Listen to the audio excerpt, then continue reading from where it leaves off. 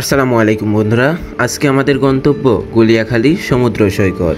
যেহেতু এই বীচ সীতাকুণ্ডে, তাই দেশের যে কোনো প্রান্ত থেকে প্রথমে আসতে হবে সীতাকুণ্ডে। বিভিন্ন উপায়ে ঢাকা বা চট্টগ্রাম থেকে সীতাকুণ্ডে আসতে পারবেন। সীতাকুণ্ড বাস স্ট্যান্ডে ব্রিজের নিচ থেকে সরাসরি সিএনজি অটো নিয়ে চলে আসতে পারবেন গুলিয়াখালী সি বিচ বাঁধ পর্যন্ত। এক্ষেত্রে জনপ্রতি ভাড়া পড়বে 30 টাকা। গুলিয়াখালী সমুদ্র সৈকত চট্টগ্রাম জেলার সীতাকুণ্ড উপজেলায় অবস্থিত। সীতাকুণ্ড বাজার থেকে গুলিয়াখালী সি বিচের দূরত্ব মাত্র 5 কিলোমিটার। অনন্দিত সুন্দর গুলিয়াখালী সি বিচকে সাজাতে প্রকৃতি কোনো কার্পণ্য করেনি।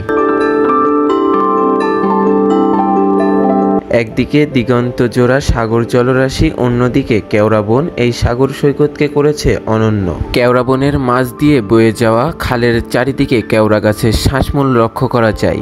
এই বন সমুদ্রের অনেকটা ভেতরে পর্যন্ত চলে গেছে। এখানে পাওয়া যাবে ম্যানগ্রোভ বনের পরিবেশ। গুলিয়াখালী সৈকতকে ভিন্নতা দিয়েছে সবুজ গালিচার বিস্তৃত ঘাস।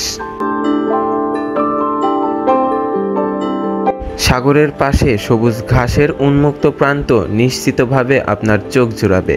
বীজের পাশে সবুজ ঘাসের এই মাঠ প্রাকৃতিকভাবেই জেগে উঠেছে আঁকাবাঁকা নালা। এই সব নালায় জোয়ারের পানি ভরে ওঠে।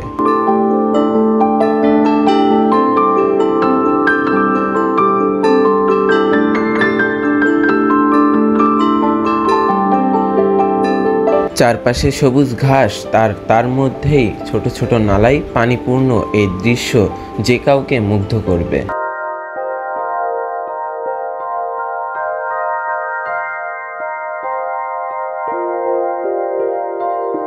অল্প পরিচিতি এই সৈকতে মানুষজনের আগমন কম বলে আপনি পাবেন নিরিবিলি পরিবেশ।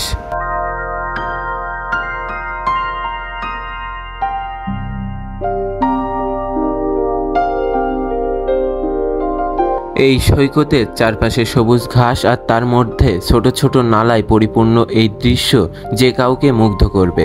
সাগরের এত ঢেউ বা গর্জন না থাকলেও এই নিরিবিলি পরিবেশে গুলিয়াখালী সমুদ্র সৈকত আপনার কাছে ধরা দিবে ভিন্নতাভাবে।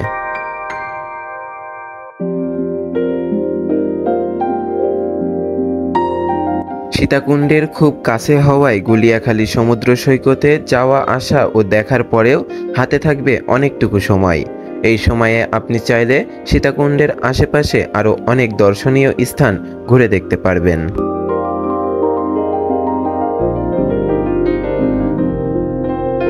গুলিয়াখালী সমুদ্র সৈকতের আশেপাশে ভ্রমণ স্থানগুলোর মধ্যে আছে বাঁশবাড়িয়া সমুদ্র সৈকত, সীতাকুণ্ড ইকো পার্ক, চন্দ্রনাথ মন্দির ও পাহাড়, ঝরঝরি ঝর্ণা, কমলদাহ ঝর্ণা, কুমিরা সন্দ্বীপ ঘাট, মহামায়া লেক, খোয়াছড়া ঝর্ণা, নাপিত্যছড়া ঝর্ণা ইত্যাদি।